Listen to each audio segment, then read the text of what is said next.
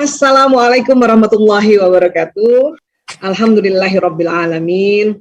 Wassalatu wassalamu ala asyrafil anbiya'i wa mursalin wa ala alihi wa sahbihi ajmain, amma ba'du. Kita juga harus tahu hormon kita yang namanya estrogen. Ini lihat ya, setelah 10 tahun nih, apalagi anak sekarang ya, mensnya kan 10 tahun ya. Naik tuh estrogen kita nih. Ya, sampai usia-usia topnya nih 20 sampai 30-an lah. Setelah itu mulai menurun. Ya, kita kan udah 50-an ke atas ya. Ya, ya, kita ada di sini kali ya. Jadi udah mulai turun estrogennya. Dan nanti pas pasca menopause habis sama sekali ya. Walaupun mungkin ada sedikit gitu ya. Nah, ini kita harus paham nih, harus aware terhadap kondisi kita. Kenapa? Karena estrogen inilah untuk perempuan salah satu yang membuat bahagia, membuat happy itu estrogen. Di luar tadi hormon dopamin, endorfin, serotonin, oksitosin, perempuan itu yang bikin happy itu estrogen sebetulnya. Jadi terbayang nggak pada saat usia kita semakin menurun, estrogennya kurang, jadi terkadang kita mudah tersinggung. Udah mulai belum? Sudah mulai tersinggung. Ya, yang tadinya sih waktu umur-umur segini mau strong, ya. Apalagi estrogen ini hormon ratu, wis dominan. It's okay, nggak apa-apa gitu kan. Nah, tapi itu tadi sudah umur sekian ini kita harus sadar, ya kita harus aware dengan bahwa estrogen memang menurun. Ya. Kalau laki-laki sama testosteronnya nih, apalagi usia-usia balik sekarang, 10 tahun udah mulai, ya sudah bisa ya mimpi basah. The top-topnya juga 20 sampai 30-an ini, ya. Nah, bedanya testosteron pada laki-laki tidak habis, memang berkurang. Bahkan dikatakan ilustrasinya di sini sampai umur 100 tahun pun testosteron pria nggak habis. Inilah yang membuat laki-laki mau 70 tahun, 80 tahun kemudian ya menikah dengan perempuan yang masih produktif, kemungkinan punya anak masih tinggi. Karena testosteron ini yang menghasilkan sperma. Nah, sperma ini kan pada saat ya walaupun 70 tahun usianya tetap masuk ke dalam rahim seorang perempuan atau rahim istrinya. Yang penting perempuannya itu masih masa subur. Jadi telur nanti dibuahi oleh si sperma ini. Bayangkan sekali masuk pada saat hubungan intim suami istri itu antara 200 juta sampai 500 juta sperma. Dan ini luar biasa, ini bakal manusia semua ini sperma ini. Cuman hukum yang Allah buat adalah kalau satu sperma sudah masuk dalam satu telur, yang lain tidak bisa masuk. Ya, sama juga hukum peminangan atau hukum khitbah. Kalau satu pria sudah mengkhitbah seorang gadis, ya, yang lain udah nggak bisa khitbah lagi. Sampai kalau memang ya dia batal, barulah bisa mengkhitbah lagi. Itu hukumnya. Di dalam rahim juga begitu, Masya Allah. Ya, jadi ini sekali lagi, setiap anak yang lahir dari rahim seorang ibu itu adalah the winner, sang juara. Kenapa? Karena perlombaan dari antara 200 juta sampai 500 juta sperma. Ya, dan itu pasti yang terbaik saat itu. Untuk itulah kita dilarang membanding-bandingkan anak dengan siapapun. Bahkan dengan diri kita sendiri. Bunda dulu begini. Oh, itu anak paling gak suka tuh. Ya, sebetulnya seneng aja anak dengar cerita waktu kita muda. Yang penting gak dibandingkan sama orang. Tapi kamu, itu gak suka mereka. Karena memang secara ya fitrah ini mereka the winner. Tapi dengan pertandingan saat itu, bukan dengan sperma pada saat penciptaan kakaknya sekalipun atau adiknya lagi nanti sekalipun. Apalagi temannya dibandingin temannya, oh gak mau deh. Ya, jadi hati-hati dalam memotivasi. Oke? Ya. Nah, jadi ya saya harus perkuat lagi bahwa hormon-hormon ini sebetulnya ada. Ini kan estrogen terkenal hormon ratu ya, hormon perempuan. Dia ada di wanita dan ada juga di pria. Hanya di wanita memang banyak. Kalau misalnya dianggap ini oli atau air ya, katakanlah 100 liter nih estrogen. Wanita bisa 80 liter sampai 90 liter estrogennya. Pria ya ada estrogennya, hormon perempuan ada pada pria, cuma 10 sampai 20 liter. Dan kalau kita kenal lagi hormon laki-laki namanya testosteron, ya Itu di perempuan juga ada testosteron, cuma perempuan lebih sedikit. Mungkin dia yang 10 liter, 20 liter. Yang laki-laki yang banyak, 80 liter, 90 liter. Jadi kita punya. Pada saat laki-laki usia 50 tahun ke atas atau 60 tahunan ke atas, ya, ini hormon testosteron mereka kan berkurang, sehingga mereka menjadi tidak terlalu agresif lagi, serta menjadi lebih bersifat mendidik ini. Jadi laki-laki 30-an sampai 40 kan testosteronnya banyak nih. Makin lama kan makin turun. Ya, walaupun dia tetap lebih banyak dibanding si estrogen. Tapi estrogen atau hormon perempuan pada laki-laki nggak kurang. Inilah makanya laki-laki di 50-an ke atas, ya, dia mulai tidak terlalu agresif. Dan seneng ngajarin. Ya, seneng ngajarin. Ngajarin. Bahkan istrinya diajarin. Walaupun istrinya udah tahu sebetulnya, tapi diajarin. Ya, ini harus tahu juga nih, harus ngerti juga. Kalau nggak berantem dulu nanti. Ya. Nah, jadi laki-laki mulai masuk usia paruh baya sudah dapat mengontrol emosi negatif karena testosteron tadi udah sedikit, ya, dan juga dapat membiarkan emosi negatifnya rilis dengan sendirinya. Ini buat para laki-laki ya, karena tadi testosteron itu kan agresif. Testosteron ini yang mendominasi tuh, ya, hormon raja itu, ya udah mulai sedikit ya. Bahan bakar yang menjalankan sirkuit otak laki-laki usia itu berubah. Lebih banyak pengaruh dari estrogen dan oksitosin, estrogen hormon perempuan. Makanya laki-laki semakin tua semakin gagah. Kenapa? Karena ada estrogennya. Kita nggak bisa bilang semakin cantik karena tadi testosteron pun masih ada, semakin gagah. Coba perhatiin deh. Pak Nur perhatikan ya. Ya, Bang Sandi misalnya ya, semakin tua semakin ganteng loh. Ya. Bu Ririn, Mbak Ririn, suaminya semakin tua semakin ganteng. Mbak Marsha, suaminya udah di atas 50-an belum? Oh belum, jadi belum ganteng. Bu Isa suaminya udah hampir 60, semakin ganteng dia. Semakin ganteng, kenapa? Karena ada estrogen, ada hormon perempuannya itu yang nggak berkurang, itu ganteng. Semakin mau pakai baju yang lebih bagus, semakin gaya, semakin memperhatikan penampilan, dan juga semakin ingin ditemenin, semakin ingin dipeluk-peluk atau ya kalau emang dia nggak suka dipeluk ya dipijit-pijat, kalau tidur, itulah laki-laki. Ya, nah dan juga semakin ya seneng ngajarin, makanya dia cocok banget sama cucu-cucu. Ya, seneng ngajarin karena yang mau denger ajarannya si bapak-bapak 50 tahun ke atas ini cucu. Kenapa? Karena istrinya mau diajarin, istrinya udah sering, udah berpuluh tahun. Anaknya mau diajarin udah pada gede, bahkan udah pada sekolah di luar negeri lah, atau sekolah di tempat yang lain. Makanya pada saat bapak-bapak berusia 50 tahun ke atas, 55 dan sebagainya, kalau punya cucu, itu cucunya itu yang nanti beruntung. Kenapa? Karena laki-laki semakin tua, apalagi yang levelnya memang CEO gitu kan di otaknya banyak sekali ilmu, banyak sekali pengalaman. Jadi cucunya yang beruntung.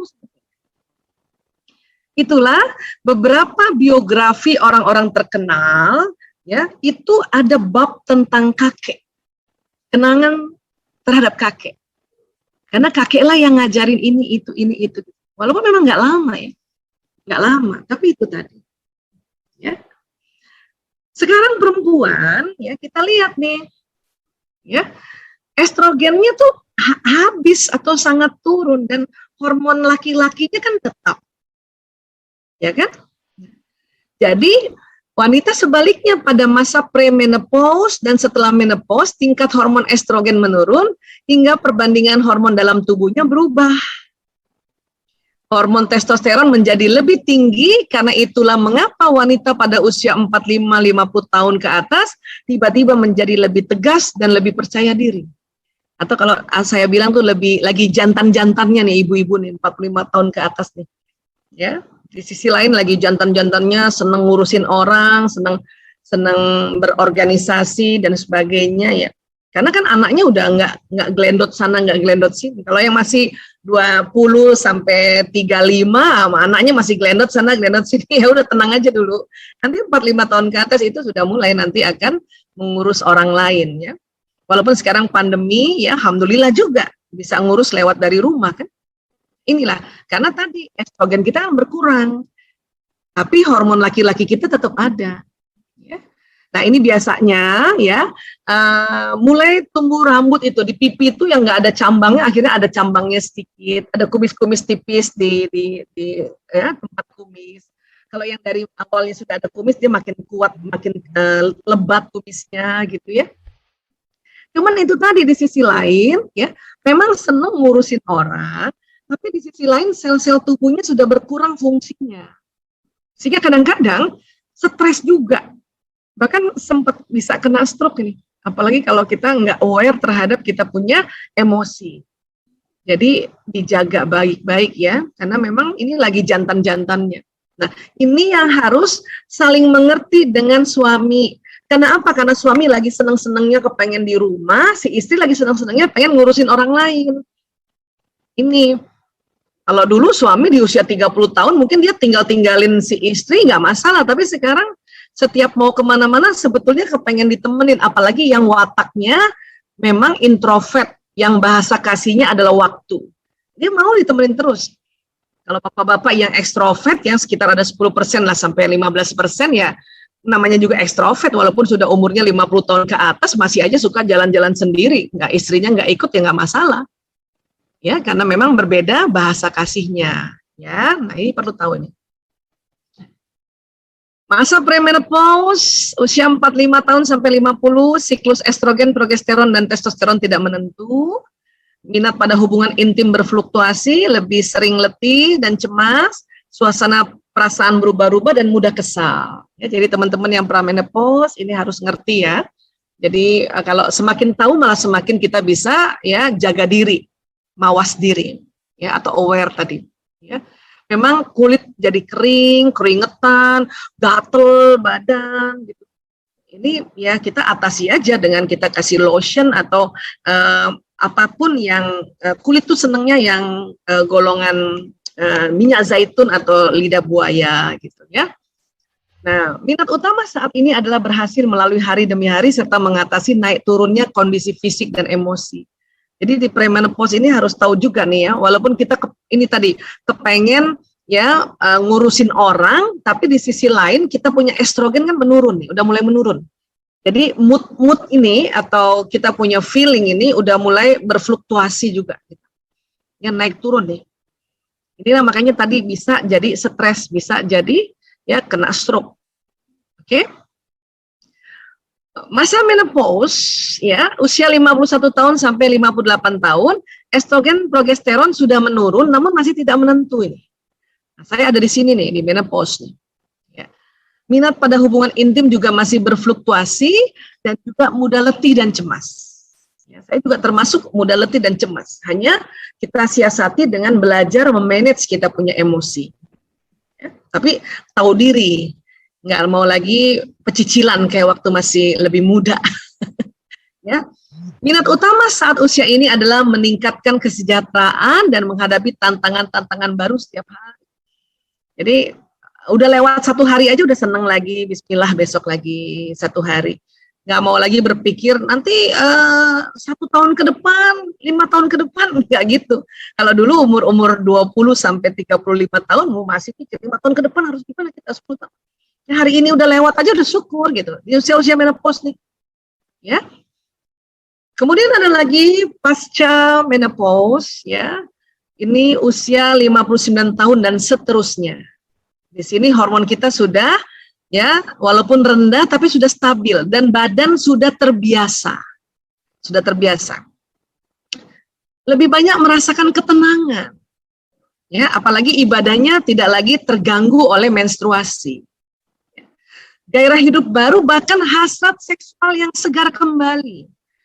Buat teman-teman wanita yang 59 tahun dan seterusnya dan masih sehat, gak ada kendala di rahimnya, tidak ada miom, tidak ada CA di dalam rahimnya, ini lihat, hasrat seksual yang segar kembali.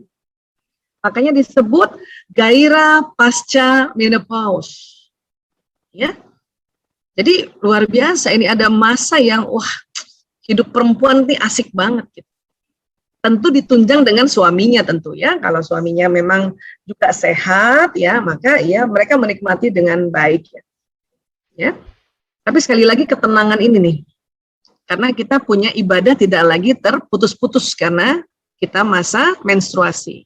Ya. Minat utama saat usia ini melakukan apa yang ingin dilakukan dan mulai tidak minat untuk mengurus orang banyak. Ya, dia jadi umur 60 tahunan itu udah pokoknya alhamdulillah hari ini udah oke aja, nggak mau organisasi udah pasti mundur nih biasanya ya, walaupun masih senang memantau saja gitu ya. Saya untung belum 59 tahun, makanya lagi senang, masih senang ngurusin orang, jadi mau juga untuk senantiasa berbagi. Dan tapi saya udah kebayang nih di usia 60-an ini udahlah ya, pokoknya kita yang ya melakukan apa yang ingin dilakukan aja, mulai menikmati gitu. Ya paling nanti kalau ada cucu gitu ya. Tapi ingat nih, buat ibu-ibu muda yang masih punya ibu atau punya mertua, ya jangan titipin anak terlalu banyak di usia orang tua kita atau ibu kita yang sudah 59 tahun ke atas, udah nggak sanggup. Kalaupun titip ya sudah, ya titip juga asistennya atau babysitternya, karena ini udah memang secara fisik, secara emosi, secara hormonal ini memang ya udah nggak minat lagi ngurus orang banyak, walaupun senang punya cucu. Oke, ya.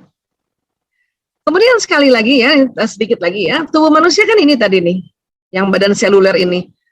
Kita ya saat ini udah usia 45 tahun ke atas, harus senantiasa berterima kasih kepada sel-sel ini, pada organ-organ tubuh, karena dia telah menemani kita berpuluh tahun.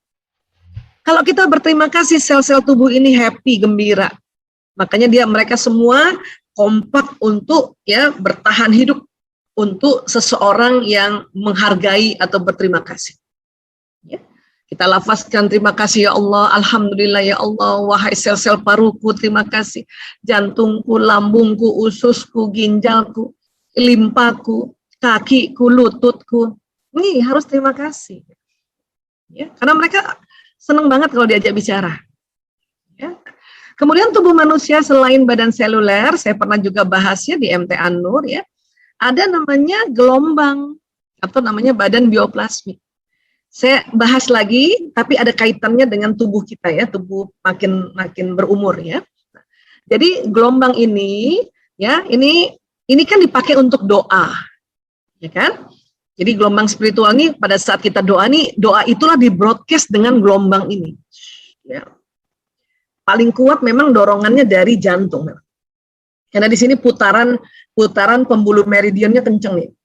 Apalagi yang tegak ibadahnya. Ya.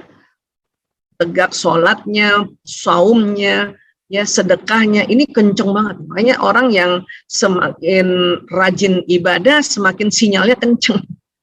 Ya, dan hati-hati ngomong kalau semakin kita rajin ya tegak sholat kita dan ditambahkan sholat sunnah, ya tegak saum kita dan rajin sedekah, itu hati-hati ngomong. Kenapa? Sinyalnya udah panjang, tapi kalau masih ngomongnya banyak yang berburuk sangka, yang terbroadcast yang buruk sangkanya itu. Jadi hati-hati.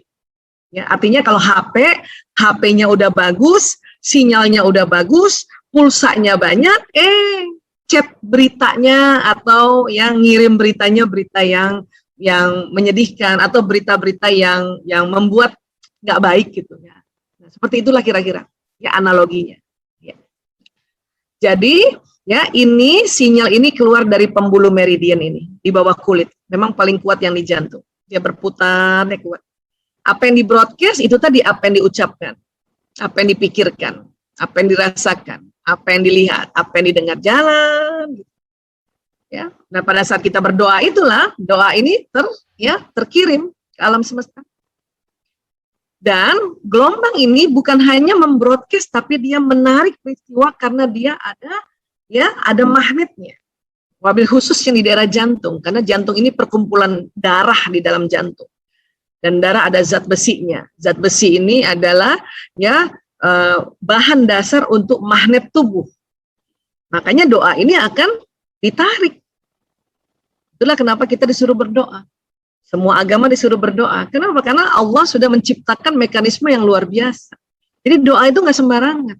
Doa itu bukan hal yang ya cuman doa aja, cuman sebagai kalimat-kalimat yang kayaknya jadi terlalu biasa. Doa ini luar biasa. Ya, Insya Allah. Nah, kemudian Rasulullah bersabda, ya, ad-du'a'u silahul mu'minin. Doa itu senjata mukmin, wa imaduddin, tiang agama, wa nurus samawati wal ardh, serta cahaya langit-langit dan bumi. Ya. Makanya ternyata kalau doa itu senjata. Jadi belum apa-apa kita udah dikasih senjata. Ya. Tiang agama, orang yang senantiasa berdoa, agamanya tegak. Ya, bahkan di dalam semua ibadah kita tuh isinya doa. Yang satu lagi, cahaya langit-langit dan bumi. Ya. Jadi rupanya ya orang yang berdoa itu keluar sinyal, terutama dari jantungnya itu cahaya langit itu. Itulah makanya orang melihat hadis ini, ilmu energi mengatakan, bener banget itu. Makanya doa ini bisa kita ya panjatkan untuk siapa saja, ini nembus ruang, nembus waktu, nembus alam. Jadi kita harus sungguh-sungguh dalam berdoa ini. Ini senjata. Apalagi doa ini disebutnya teknologi spiritual. Ya. Nah. Yang luar biasa adalah pada saat usia bertambah, sinyal ini makin panjang dibanding waktu masih usia muda. Kenapa begitu? Karena ibadah kita udah semakin banyak, bukan? Sholatnya semakin banyak, saumnya semakin banyak, ya kan? Sedekahnya semakin banyak. Kenapa? Karena ibadah itu yang membuka ya atau putaran dari pembuluh meridian ini. Katakanlah misalnya nih kita umur 55 gitu kan. Mulai sholatnya kan waktu umur 5 tahun. Berarti kan ada 50 tahun kita sholat. Walaupun mungkin ada berhenti-berhentinya buat yang perempuan. Tapi kan 50 tahun sholat, maka ya pembuluh meridian ini sudah semakin lancar. Makanya sinyalnya lebih panjang dibanding waktu kita masih lebih muda. Ya. Puasa juga begitu. Kalau mulai puasanya 5 tahun dan sekarang umurnya 55, katakanlah berarti kan puasanya udah 50 kali setiap tahun. Puasa yang wajibnya itu, puasa Ramadan. Belum lagi sunnahnya. Karena kita semakin tua, karena tidak terganggu dengan mens, makanya sholat kita semakin banyak, puasa kita semakin banyak. Apalagi sedekahnya, kencang nih, mantap. Itulah semakin usia kita, harusnya kita semakin bersyukur dan semakin gembira. Kenapa? Senjatanya semakin terasah, ya, agamanya semakin, tiang agamanya semakin tegak, dan cahaya nih yang menghantarkan pesan doa semakin panjang dan semakin afdal dia punya doa. Itulah doa restu orang tua dan orang yang dituakan itu keren banget. Ya. Sinyal ini sendiri aja bisa membroadcast doa, apalagi kalau bareng-bareng kita doa. Ya.